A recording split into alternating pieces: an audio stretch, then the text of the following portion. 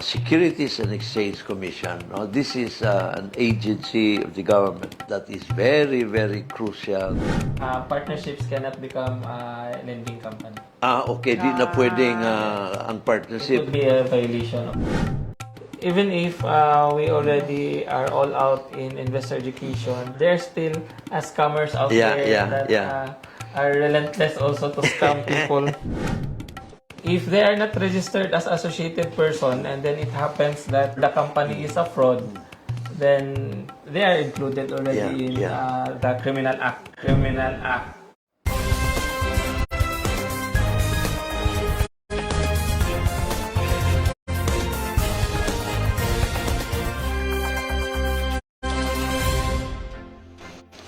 Mayong hapon Cagayan de Oro. Welcome to Overtime. And this time, gwapo ang atong isgutan. Let's talk about the Securities and Exchange Commission. But before that, let me welcome Attorney Oscar Moreno. Maricel, good afternoon and salamat. Mayong hapon sa tanan. Good afternoon everyone. And this afternoon, we have a very, very exciting topic to talk about. And it's about Securities and Exchange Commission. This is an agency of the government that is very, very crucial in ensuring that the growth of the economy is steady, sustainable, and of course, with a high degree of permanence.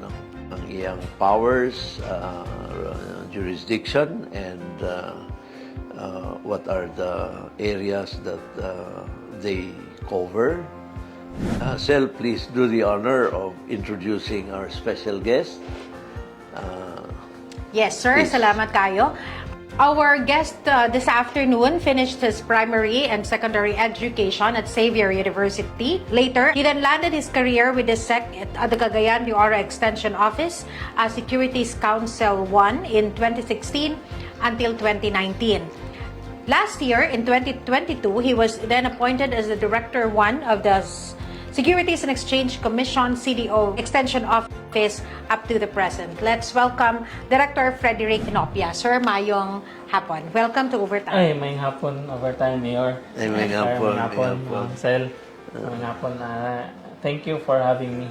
At Yeah. least I'll be able to talk about our agency also. Yeah. Salamat sa kayo. Thank you very much, Director. Unsay imong dagnay? Rick. Director Rick. Salamat kayo. No? And it is our great honor na you accepted our invitation. Siguro, if I may ask Director Rick,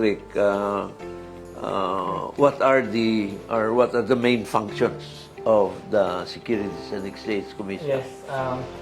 The SEC primarily is the registrar of corporations and partnerships. So aside from registering, we also regulate and monitor these corporations and partnerships.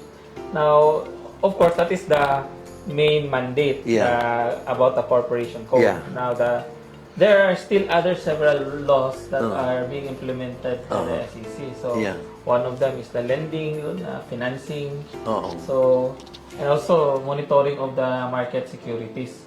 But those other specialized laws are being implemented by specialized offices also, department of the SEC. So, ordinary corporations and partnerships, ang registration nila is handled sa Securities and Exchange Commission. Yes, that is correct.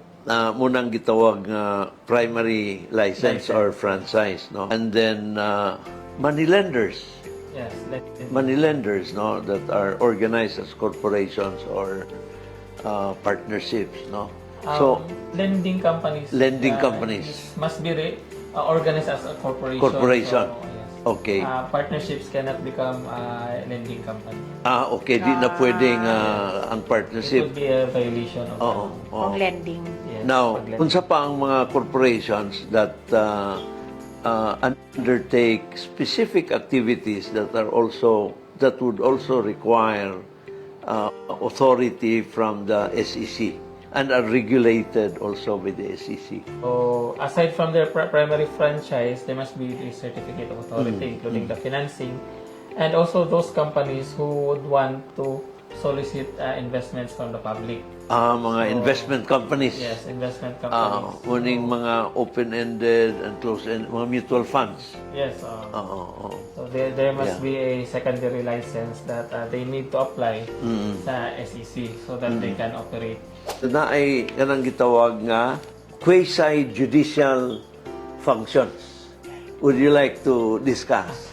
Unsa ang quasi-judicial function sa SEC? The quasi-judicial function of the SEC was present before. Yeah, itong 902A. Yes, but now it is already transferred to the regular courts.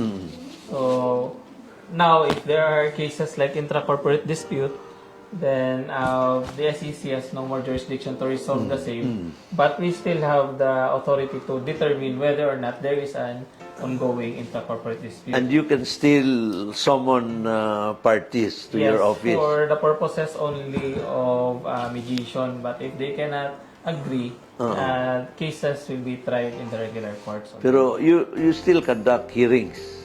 Only preliminary conferences. Okay. Pero ang regulatory and siguro ang term gidya is protection of the public.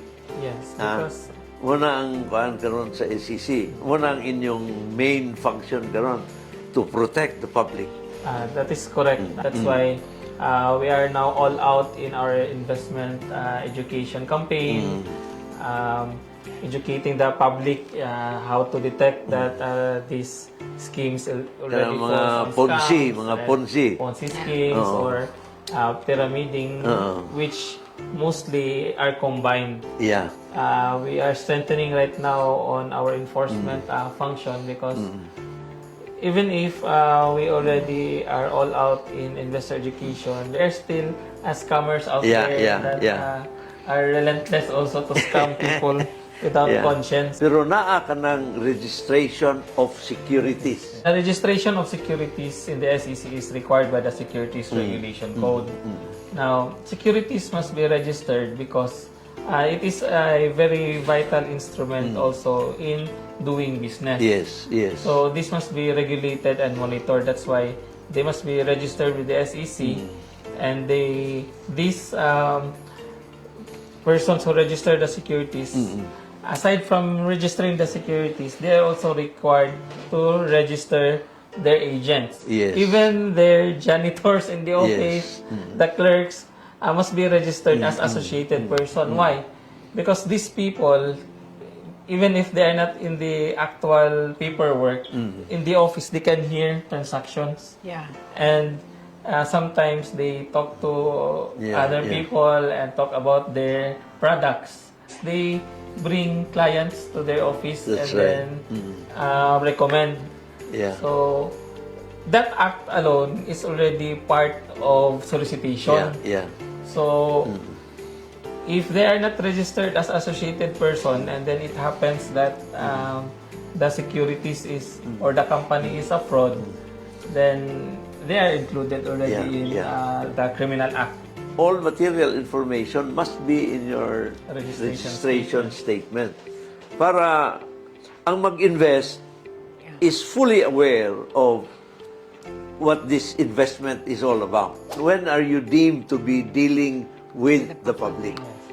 When you offer securities to more than 19. More than 19. Like for example, you are selling not registered securities. So you can, like for your shares of stocks in your corporation, you can sell that to not more than 19 people at one time or in a year. But if you go beyond that, is already considered public. So you must apply already for public offering. And I think that's why a lot are being led to invest and without knowing that there's already a violation, because I think the public, when they hear the word securities, in their mind, they're only thinking about those bank bonds or other security papers. They do not know that any investment contract already falls in the definition of securities. When you talk about sophisticated investors, these are investors who are well educated and already made in their respective careers, no? sophisticated investors actually no longer need the protection that the government is providing. Yes, of course, these sophisticated investors, they are already very knowledgeable, so very less or no incident that they will be scammed. We are more focused on those, on the public generally, that are not knowledgeable on these matters. That's why in our efforts to educate the public, one of the basic reminder that I give is that when somebody is enticing you to invest in them, before you invest, please investigate or check with SEC, because the SEC now has an app. It is called Check with SEC app. Muna siya. This will save you so much time and so much expenses sa pag-investigate pa lang. Yes, to the public, please download this one because it will prove very handy, especially if you are talking to people that are enticing you to invest in them. So at least you'll just look at your cell phone and click lang, so you can get information. Bapo niyo nga. Napad din niya ang mga most commonly asked questions siguro. Yes. Na din Oo. Now, even one person can already incorporate. So as long as the corporation that he's incorporating is not among the list that are prohibited, then he can incorporate like the OPC. Ito mga highly regulated na mga corporations. They cannot be OPC. Unsay diferensya sa one-person corporation sa corporation sole? A corporation sole is for religious or for the church. While the one-person corporation is for the business. And also, I think the public also has that question. Why is that like that? Pareho naman siguro na. Yan ang corporation sole, as a religion. As a religion, okay.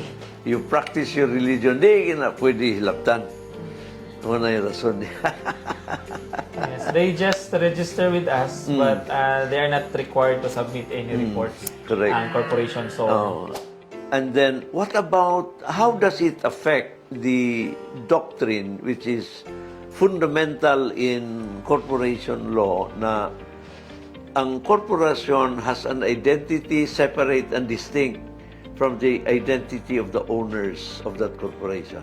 There's no change in Ganun pa rin. Yes, there's still that doctrine, or we still maintain that even if it is a one-person corporation, the loan stockholder still has a separate legal personality from the corporation itself. And the one-person owner is not liable for the debt of the corporation. Yes, that is correct. So, next also is the revised corporation code already removed the requirement of minimum capitalization. Okay. So before there was a requirement of minimum capitalization. Now there is no minimum capitalization. But of course, you cannot put zero or an insanely unreasonable amount.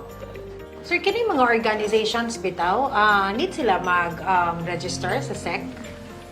The same with the any other organization, registration with the SEC is to get legal personality. I asked, what happens, sir, kung naay mga nag-expire na may nana, no? Yes. So, expired corporations, it is also one of the innovations of the revised corporation code. Before, kung expired na ka, you cannot do anything about it. But now, expired corporations, there's already an application for revival of a corporation. Daghan ng mga balaod nga. I think yung penalties part is increased already. Mas dako ng penalties karon. The penalties are just small, but now it runs to millions already. Wow. Before, maximum is only up to, I think, 5,000 per annum. But now, the penalty is up to 5 million depending on the gravity of the violation. And karon, klaro na sad nga pwede na ang teleconferencing. Yes, that is clear already. Also. Pwede na ang Zoom. Zoom. Pwede Zoom meetings. So sa board of directors, pwede na ang Zoom meeting. That is why it is very convenient now na the board can meet even though the natural person is in different countries. Yeah. Right now, the SEC is already going into the digitalization since it is one of the mandate of President Marcos. So, before our registration is manual, dugay ma-approve. Yeah. But now, we can approve it Dali na already kayo.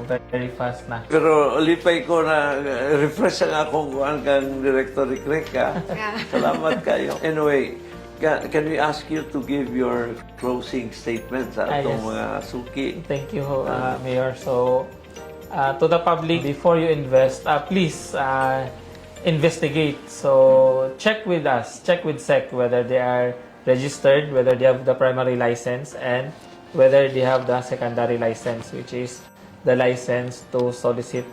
Next is, just last February 1, I'd like the public to know that due to the project of the SEC and with, complying with the mandate of President Marcos on digitalization, the SEC already closed its cashiering or collection officer in the office.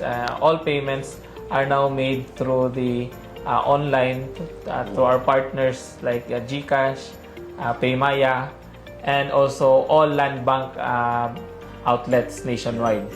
With that also, our office is always open, and you can email us at seccdoeo@sec.gov.ph. I think with that, I'd like to thank Mayor Oscar Moreno and Ma'am Maricel Rivera for having me and giving me this opportunity at least to reach you and talk to you. And I hope our discussion have information, or I hope it was very informative to you, to the public. Yeah. So thank you very much. Yeah, Okay, thank you. Thank you very much, Director Rick, no? And ang Securities and Exchange Commission is not just a regulator, a watchdog, no. It is a facilitator.